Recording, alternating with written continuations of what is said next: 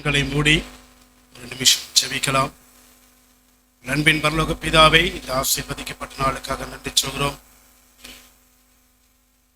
நீர் எங்களுக்காய் சிலுவையை சுமந்து சிலுவையில் வடிந்த இரத்தத்தின் நிமித்தமாய் எங்களை மீட்டெடுத்து தன் ஜீவனை எங்களுக்கு ஜீவனாய் தந்து உடைய பிள்ளைகளாக எங்களை அமர செய்த தயவுக்காக நன்றி சொல்கிறோம்.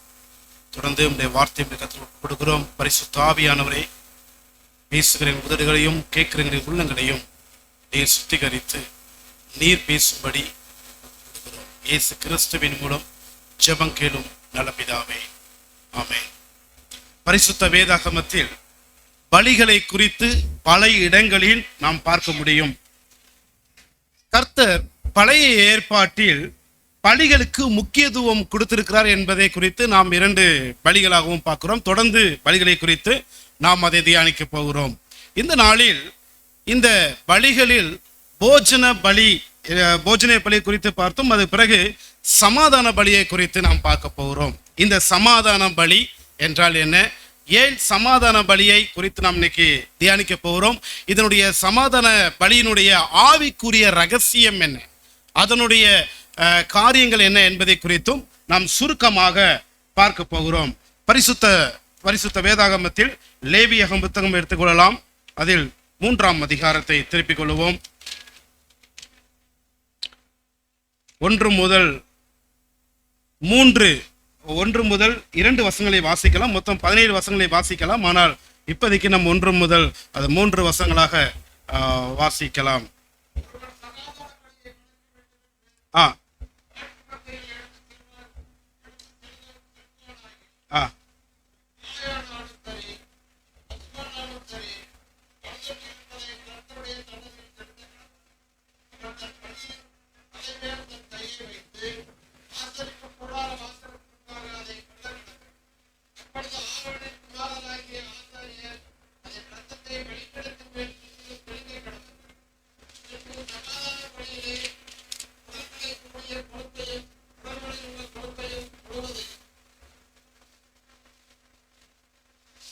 Okay, thank you. நீங்கள் அதை வீட்டில் வாசிங்க. 1 முதல் 17 வரைக்கும் இந்த வசனத்தை வாசிக்கும் பொழுது சமாதான பலியை குறித்து தெளிவாக சொல்லப்படுவதை பார்க்க முடியும். இந்த சமாதான பலிக்கும் ஆண்டவராகிய இயேசு கிறிஸ்துக்கும் என்ன சம்பந்தம் இருக்கிறது என்றை பார்க்கலாம். அதுக்கு முன்னதாக இந்த சமாதான பலி யாரு செலுத்தக்கூடியது, இது ஏன் செலுத்த வேண்டும் என்பதை பார்க்கும் பொழுது தேவனோடு கூட உறவை வைத்துக் கொள்ளும்படியாக, தேவனோடு கூட நட்பை வைத்துக் கொள்ளும்படியாக, தேவனோடு கூட ஐக்கியத்தை வைத்துக் கொள்ளும்படியாக இந்த பலி செலுத்தப்பட வேண்டிய ஒரு பலியாக இருக்கிறது. இந்த பலியை குறித்து மோசையின் மூலமாக தேவனாய கர்த்தர் அந்த ஜனங்கள், இஸ்ரவேல் ஜனங்கள், அவர்கள் பாவம் செய்து தேவனுடைய வார்த்தையை விட்டு அவர் வழிவிலகி போகின்ற நேரங்களில் ஆண்டவர் மோசையின் மூலமாக சமாதான பலியை காண்பித்து ஜனங்களை தேவனோடு கூட இணைத்து கொள்ளும்படியாக இந்த சமாதான பலி படைக்க வேண்டும் என்பதை குறித்து அதனுடைய ஒரு வரைபடத்தை மோசையின் கையிலே சொல்லியிருக்கிறார். இந்த பலி எப்படி செலுத்த வேண்டும், எப்படி கொடுக்க, தேவனிடத்தில் இந்த பலி எப்படி நாம் கொடுக்க வேண்டும் என்பதை குறித்து மோசையின் மூலமாக தேவன் சொன்னதை நாம் பார்க்க முடியும். அதை தான் நாம் வாசித்தோம். இந்த பலி எப்படிப்பட்டதாக இருக்க வேண்டும் என்றால், இது ஆசரிப்பு கூடாரத்து வாசலுக்கு கொண்டு வரும் பொழுது அந்த பலி செலுத்துபவர்கள் அதனுடைய தலையின் மேல் கையை வைக்க வேண்டும். அடுத்ததாக அதை வாசலுக்கு முன்பாக கொல்லப்பட வேண்டும். ஆரோனுடைய குமாரனாகிய அவர்கள் என்ன செய்யறது, இரத்தத்தை எடுத்து பலிபீடத்தின் மேல் அவர்கள் தெளிக்க வேண்டும். அநேக காரியங்களை குறித்து இந்த சமாதான பலியை குறித்து நாம் பார்க்கிறோம். இந்த சமாதான பலி செலுத்தினவர்கள் இந்த பலியை புசிக்கலாம் என்றுதான் சொல்கிறார்கள். அந்த பலியை புசிக்கலாம், ஏனால் தேவனோடு கூட நாங்கள் சமாதானமாய் ஒப்புரவாகிவிட்டோம் என்று சொல்லி அதுக்கு அடையாளமாக இந்த பலியை அவர்கள் புசிக்கலாம், பலி செலுத்துபவர்கள் புசிக்கலாம் என்று சொல்லப்படுகிறது. அப்பொழுது இதனுடைய ரகசியம், ஏன் இந்த சமாதான பலி பாருங்க. இந்த சமாதான பலிக்கும் ஆண்டவராக இயேசு கிறிஸ்து என்ன தொடர்பு இருக்கிறது வாசிக்கலாம். ஏசாயா எழுதின புஸ்தகம் 9ஆம் அதிகாரம் 6ஆம் வசனம். நமக்கு ஒரு பாலகன் பிறந்தார், நமக்கு ஒரு குமாரன் கொடுக்கப்பட்டார், கர்த்தர் தோளின் மேல் இருக்கும், அவர் நாமம் அதிசயமானவர், ஆலோசனை கர்த்தா, வல்லமையுள்ள தேவன், நித்திய பிதா, சமாதான பிரபு எனப்படும். ஏசாயா தீர்க்கதரிசி மூலமாக ஆண்டவராக இயேசு கிறிஸ்து இந்த பூமியிலே உலகத்துல ஜனங்கள் தேவனுக்கு முன்பாக பாவங்களை செய்து தேவ மற்றும் மகிமையற்றவர்களாய் இருந்த பொழுது ஆண்டவராக இயேசு கிறிஸ்து இந்த பூமிக்கு வந்து அவர் சமாதான பிரபுவாய் வந்து சமாதானத்தின் பலியாக அவர் மாறினார். இவர் சமாதானத்தின் பலியாக மாறும் பொழுது தேவனுக்கும் நமக்கும் ரொம்ப இடைவிட்ட தூரமாக இருந்த பொழுது இந்த சமாதானத்தின் பலியாக ஆண்டவராக இயேசு கிறிஸ்து மாறின பொழுது அந்த பலி நிமித்தமாக நாம் பிதாவண்டை சேரக்கூடிய ஸ்லாக்கியத்தை நாம் பெற்றிருக்கிறோம். ஆமென். பாருங்க, இயேசு கிறிஸ்து இந்த பலியாக இவர் சமாதானத்தின் பலியாக வருவார் என்பதை குறித்து ஏசாயா தீர்க்கதரிசி மூலமாக சொல்லப்பட்டிருக்குது. அதை தொடர்ந்து ஆண்டவர் சொன்னாரே, நானே உங்களுக்கு சமாதானத்தை தருகிறேன். யோவான் எழுதின புஸ்தகம் 14ஆம் அதிகாரம் 27ஆம் வசனம் சொல்லுகிறது, சமாதானத்தை உங்களுக்கு வைத்துவிட்டு போகிறேன், என்னுடைய சமாதானத்தை உங்களுக்கு கொடுக்கிறேன், உலகம் கொடுக்கிற பிரகாரம் நான் உங்களுக்கு கொடுக்கிறதில்லை, உங்கள் இருதயம் கலங்காமலும் பயப்படாமல் இருப்பதாக. பிரியமானவர்களே, இன்றைக்கு உலகத்துல சமாதானம் இல்லாமல் ஜனங்கள் வாழ்கிறதை நாம் பார்க்க முடியும். யாரை கேட்டாலும் சமாதானம் இல்லை. சமாதானத்தை எங்கேயும் பெற்றுக்கொள்ள முடியாது. சமாதானத்துக்காக பலியான ஆண்டவராக இயேசு கிறிஸ்து மூலமாக தான் சமாதானத்தை பெற்றுக்கொள்ள முடியும். அதனாலதான் அவர் உலகத்திலே வாழ்ந்த நாட்கள்ல தன் ஜனங்களையும் சீசர்களையும் பார்த்து சொன்னாரு, நான் போகிறேன், என்னுடைய சமாதானத்தை உங்களுக்கு வைத்து விட்டு போகிறேன். தேவனுடைய சமாதானம் ஒரு பயப்பட்ட நிலைமையோ கலக்கப்படுகிற நிலைமையோ அல்ல. அந்த சமாதானம் நமக்குள் வருமானால் நாம் பயப்படாமலும் கலங்காமலும் திகையாமலும் இந்த உலகத்திலே வாழ முடியும். ஏனென்றால் அவர் உங்களுக்காக எனக்காகவும் சமாதான பலியாக ஆண்டவராக இயேசு கிறிஸ்து மாறி இருக்கிறார். தொடர்ந்து பாருங்க, ஏசாயா புத்தகத்தில் வாசிக்கும் பொழுது ஏசாயா 53ஆம் அதிகாரம் 5ஆம் வசனம் சொல்லுது, நம்முடைய மீறல் நிமித்தம் அவர் காயப்பட்டு நம்முடைய அக்கிரம நிமித்தம் அவர் நொறுக்கப்பட்டார், நமக்கு சமாதானத்தை உண்டு பண்ணும் ஆக்கினை அவர் மேல் வந்தது, அவருடைய தழும்புகளால் நாம் குணமாகிறோம். அவருடைய தழும்புகளால் நாம் குணமாகிறோம், நமக்கு சமாதானம் உண்டு பண்ணும் ஆக்கினை அவர் மேல் வந்தது. நமக்கு சமாதானத்தை உண்டு பண்ணும் ஆக்கினை அவர் மேல் வந்தது.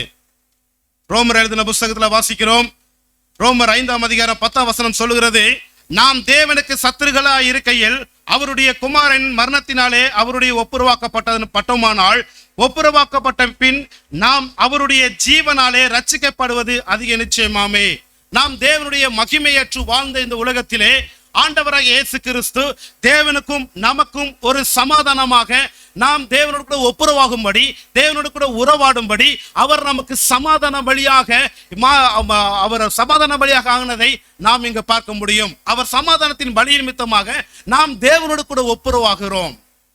ஆமென். எப்படி எனில் அதே எபேசியர்ல வாசிக்கிறோம். எபேசியர் 2ஆம் அதிகாரம் 14ஆம் வசனம் சொல்கிறது, எப்படி எனில் அவர் நம்முடைய சமாதானக்காரராகி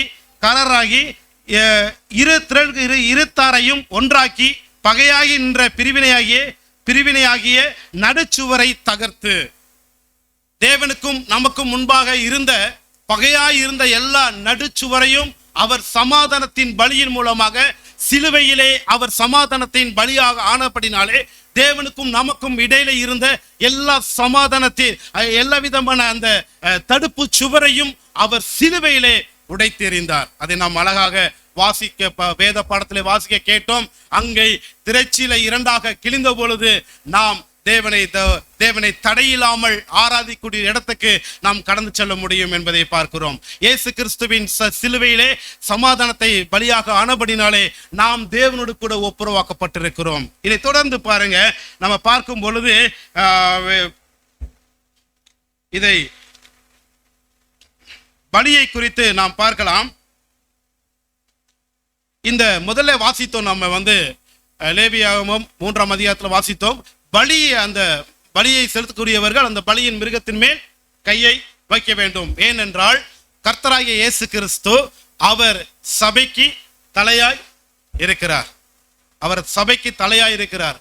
நாம் அவரோடு கூட ஐக்கியப்படும் பொழுதும் அவரோடு கூட நாம் நெருங்கி ஒரு ஐக்கியத்தை வாழும் போதும் நட்பு கொள்ளும் பொழுதும் நாமும் தலையாகிய கிறிஸ்துவை ஆராதிக்கும்படியாக திருச்சபைக்கு நாம் தவறாமல் கடந்து வர வேண்டும். ஏனென்றால் சமாதானத்தின் தேவனை நாம் ஆராதிக்கும்படி சமாதானத்தோடு வரும்படியாக அவர் நம் துக்கத்தோட அல்ல சமாதானத்தோடும் மகிழ்ச்சியோடும் தேவனை ஆராதிக்க வரும்படியாக அவர் நமக்காக சிலுவையிலே பலியானார் என்பதை குறித்து நாம் பார்க்க முடியும்.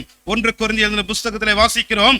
1 கொரிந்தியர் 11ஆம் அதிகாரம் 3ஆம் வசனம் சொல்கிறது, சபைக்கு கிறிஸ்து தலையாயிருக்கிறார் என்று. புருஷனானவள் மனைவிக்கு புருஷன் எப்படி தலையா இருக்கிறார், அதே போல சபைக்கு கிறிஸ்து தலையா இருக்கிறார். அப்ப திருச்சபைக்கு நாம் ஆராதிக்க வரும் பொழுது, தலையாய கிறிஸ்துவை ஆராதிக்க வரும் பொழுது, நாம் அவர் நமக்காக சமாதானத்தை கொடுத்திருக்கிறார் என்பதை நாம் மறந்து போய்விடக்கூடாது. நாம் வாரந்தோறும் தேவனை ஆராதிப்பதை, வாரந்தோறும் திருச்சபை கடந்து வருவதை நாம் விட்டு விலகிவிடக் கூடாது. ஏனென்றால் அவர் நமக்காக சமாதானத்தின் தேவனாய் சிலுவையிலே மரித்திருக்கிறார்.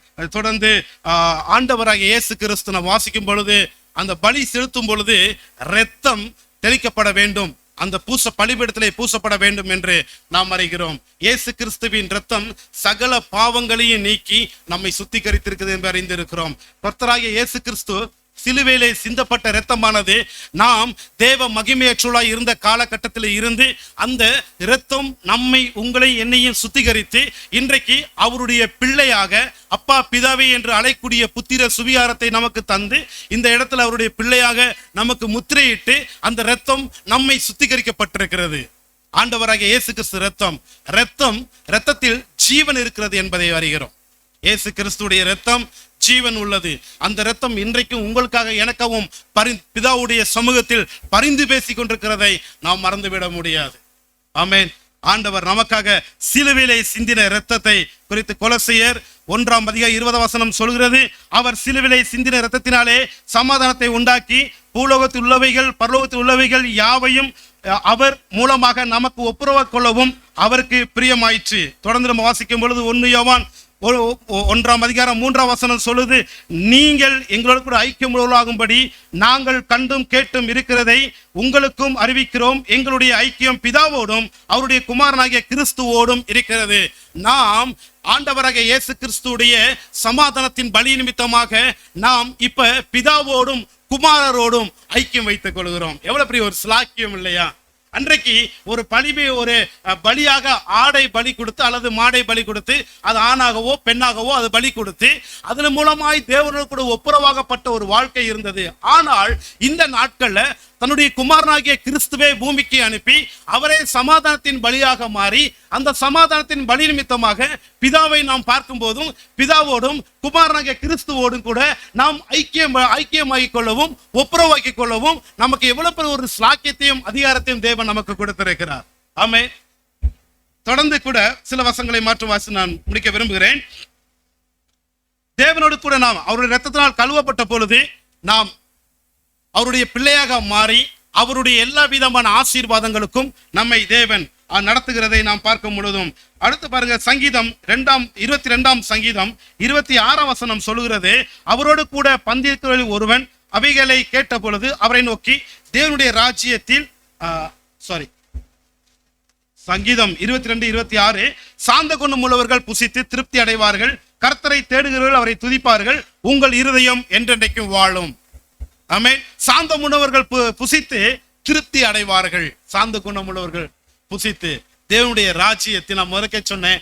அந்த பலியை செலுத்தின பிறகு அந்த செலுத்தப்பட்ட பலியை ஆசாரியர்களும் புசிக்கலாம், யாரு கொண்டு செலுத்துறார்களோ அவர்களும் புசிக்கலாம். ஏனென்றால் அது தேவனோடு கூட ஒப்புரவாக்கப்பட்ட ஒரு பலி, தேவனோடு கூட ஐக்கியம் வைத்துக் கொள்ளக்கூடிய பலி.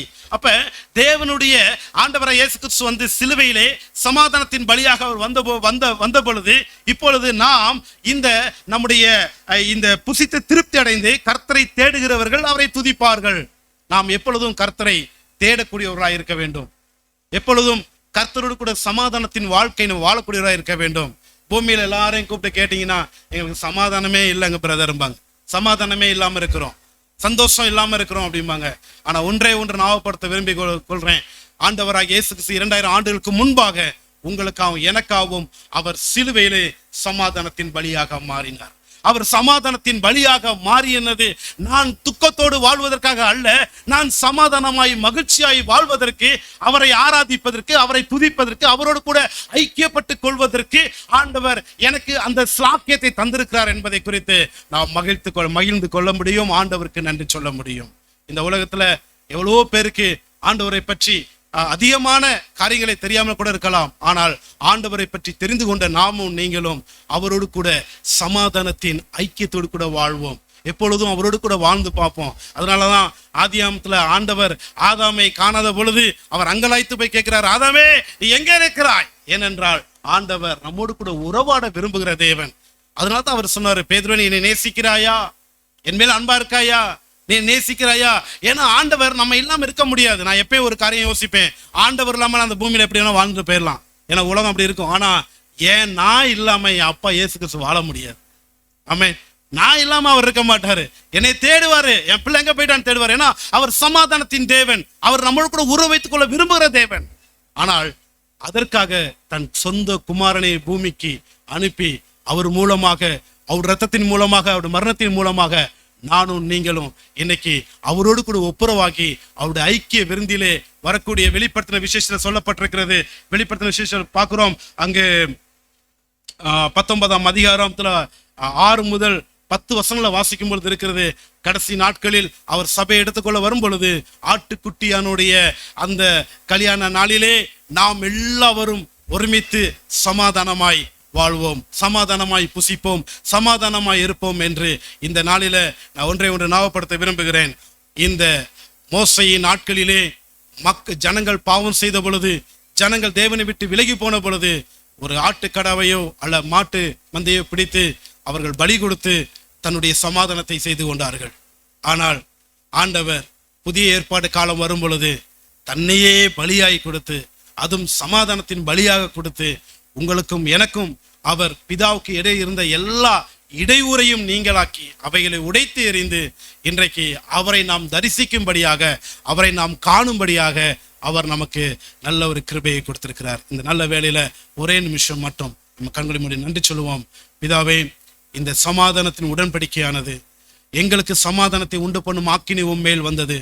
நீரே சமாதானத்தின் தேவனாய் இருக்கிறீர். ஆண்டவரே, நீர் எங்களுக்காக சமாதானமாய் சிலுவையிலே மரித்தீர், வெற்றி சிறந்தீர். இந்த வெற்றியின், இந்த சிலுவையின் வெற்றியின் நன்னாளை நாங்கள் கொண்டாடுகிறோம். ஆண்டவரே, இது மரணம் அல்ல ஆண்டவரே, இது மறந்து போன காலம் அல்ல. இந்த நாள்ல நீர் கொடுத்திருக்கிற இந்த சமாதானத்தினை வாழ எங்களுக்கு உதவி செய்யும். இயேசு கிறிஸ்துவின் மூலம் ஜெபம் கேளும் பிதாவே, ஆமென்.